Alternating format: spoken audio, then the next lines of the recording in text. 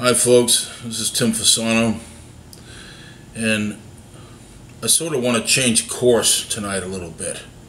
Getting ready to make my dinner, and I want to talk to you heart to heart. I want to talk about skunk ape evidence, or Bigfoot evidence, and I want to talk about the state of affairs that exists within Bigfoot and the Bigfoot community. There's some things that just don't settle right with me. So I want to just drop the persona, with Fasano out in the woods, and just speak to you, just one-on-one. See if any of this can make any sense, if any of us can get together. I do want to tell you though, on a Saturday night when you're planning to go out on research,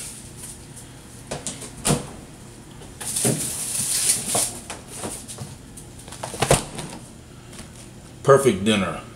Sasquatch pizza. In fact, on the back it instructs you on how you can report a sighting, and they state that you have to have photographic evidence, and they want you to submit it on their Facebook page or whatever. And I just think it's really cool because it's sort of a parody and a knock on the pop culture that exists now among Bigfoot, and it's sort of ridiculed.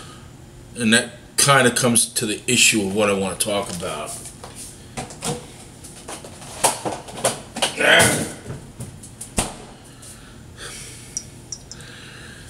I began doing this 2007, and when I first did it, I just did it as an experiment. I'll get to the point. It was 2 months into it where I actually found those giant footprints out at Hopewell. And it was a life-changing, life-altering moment, because I knew then that this creature actually existed. And I say creature because the common thought now is that it's some type of the word I hear is woo. And it could be spiritual in nature. And I wouldn't discount that, because 6 days ago I witnessed something that moved at a tremendous rate of speed in an attempt to get away from me, that, as I told George when I got home, that it appeared otherworldly. It didn't appear as if it belonged here with us. And that's rather strange on me, for me to say that, because I've been a digger. I've been a hard evidence guy all my career, if you want to call it a career. It sort of reminds me of what happened in UFOlogy, if you're familiar with UFO research, that the attempt to find hard evidence eventually faded away. And what happened is that people went into the metaphysical. They began looking for things that had nothing to do with hard evidence. They began talking about alien abductions, Area 51, and reverse engineering. All of that merely speculation, but nothing that could ever prove the existence of alien beings. And regrettably, I think that's the direction that Bigfoot is taking today. In the absence of hard evidence, and I have to stress the word hard evidence, because that's all I ever wanted to look for. I'll give you an example. I have found in my career, again, what's a career? I found footprints. I have found structures. I have recorded the actual voice, the actual sound of the skunk ape. And hold on. This was taken in the green swamp. Now please pay attention to the word, the green swamp. It was my road. You notice I didn't say trail. It was my road to find evidence. I went out to a primitive area, and I camped out, and it was a swamp. I was alone. And apparently it buttressed a private area, or private property. I don't know, there happened to be a chain link fence And that's crucial to what you're going to hear, because you can hear the creature actually hit the chain link fence.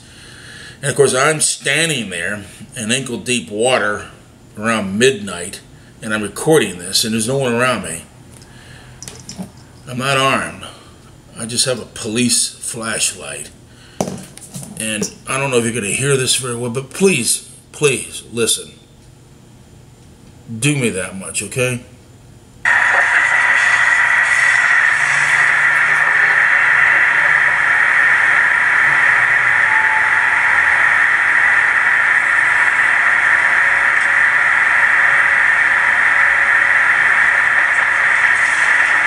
You hear me moving. You hear me moving.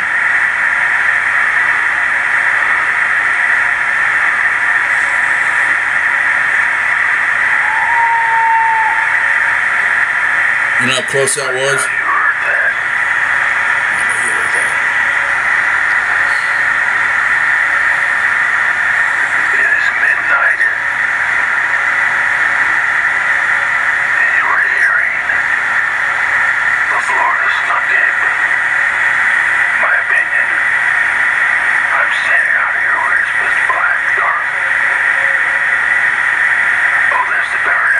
See how? Before that,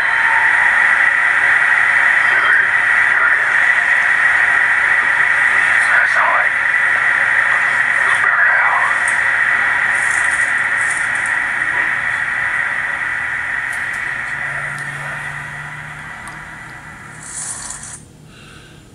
That's me moving. I don't. At this point, there's no need to show the video because it's pitch black. At this point is when I click on the flashlight, kind of shine it around, and all you see is some trees, and whatever is there goes silent until exactly 2 minutes and 20 seconds later.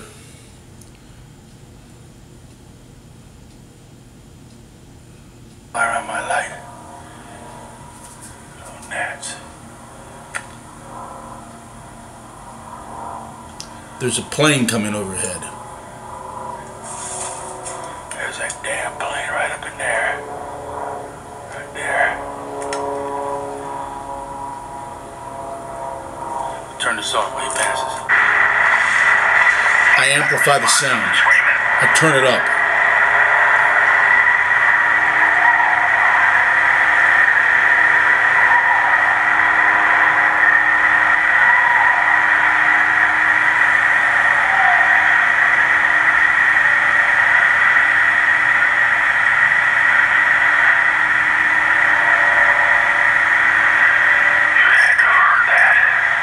You had to have heard that. I can amplify that. Again, it's pitch black, and I turn the flashlight on, and it goes on for another 6 minutes, and the sounds that you hear on the video are just essentially the same, repeating itself. The animal seems to make the same sounds. The point I'm trying to make is that this has been a hard journey. I've had to go through a lot to try to get out there and actually find a real evidence. This video, which you just heard, I put up 7 years ago. It's had 7,000 views. There are people today that'll put up videos as Bigfoot now becomes YouTube entertainment. They can almost get that much in a day, and there's nothing on the video. I'm sorry, there's nothing.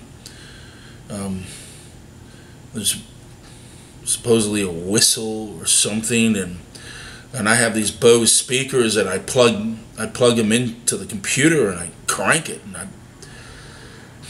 I'm sorry, I just don't hear it. And I have a website called SasquatchEvidence.com where I've put up my evidence, and no one seems interested.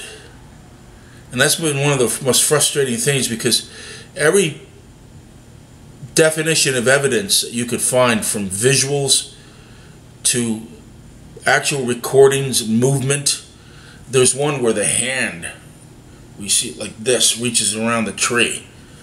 And there's no doubt about it. Kevin was standing right behind me when I videotaped that. And no one seems to care about this. And it's frustrating to me. What they seem to care about is, like in the old salesman lexicon, the sizzle over the steak. And I've told Kevin that I may need his help because I wanted to have more production qualities in the videos, because the guys that are doing that, the guys that are taking the trail to production qualities, are getting the attention. And that's okay. I hope everybody gets attention. I want everybody to have big numbers, okay, if it's just about numbers. But when you don't have anything, I'm just mystified by that. When all you have is misdirection and suggestion. Like, did you hear that? Mark, did you hear that? Did you see that? They're at 10 o'clock, 2 o'clock, they're flanking behind us. And this is based on what? I mean, am I wrong in just asking that question when I put up evidence, real evidence? People say, well, everyone should just get along. There's no cooperation among groups. I've sent emails to local groups for years, asking to work with them or have them come with me or anything, and I get ignored. They don't want to work with anybody. They don't even want to go on a camping trip. They don't even want to see firsthand. They would rather just read fake news on the internet where somebody put up a comment saying that I was a hoaxer, that I made all this up, like I did the howls right there. I just made it up. Somebody said that I went to the Miami Zoo and recorded howler monkeys, or that I had gone to Costa Rica and had recorded howler monkeys and put them in this video. And that's just so wrong to say that. It's just so unfair because, excuse me, that never happened. Never happened. Anyway, I just have to just keep plodding on because I have the evidence. I've got 1,284 videos. And maybe about 24 of them have real evidence on them, which, if you do the math, is about 2% of the videos. And that's about what you would expect if somebody was doing legitimate research, 2% of the time. But, you know, buyer beware. If you see people that every time that they're out there, that they're presenting to you something that they say is evidence, could you at least raise a skeptical eyebrow and know that you're being played? Unless what you're looking for is just entertainment, you know, Saturday morning matinee kind of stuff, cliffhanger stuff. And in that case, some of these guys are doing that type of stuff, and that's fine. But at least be intellectually honest about why you're looking at Bigfoot videos or somebody who's looking for Bigfoot. I mean, it's about time that there's a revolution in this, not just Bigfoot, but in paranormal, because entertainment has taken over. And I guess there's really nothing you could do about it. I just wanted to state that. I wanted to get that out there. I wanted to present it as myself to you. Now I know I'm going to get thumbs down and criticized and all that, and I expect that. So I guess maybe I am casting my pearls among swine. I don't know. But anyway, I'm going to cook that pizza. I'm going to like it.